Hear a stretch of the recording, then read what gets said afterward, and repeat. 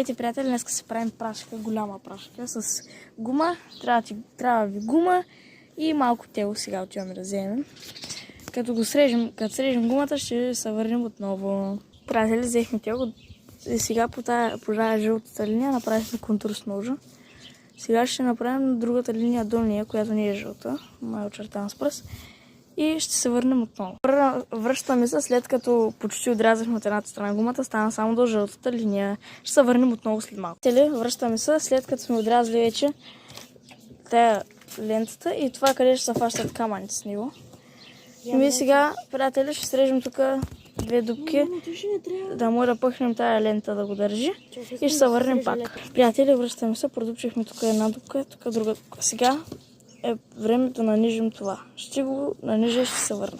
Приятели, сега вече дойде момента на истината да връзваме края. Вече тук, след като сме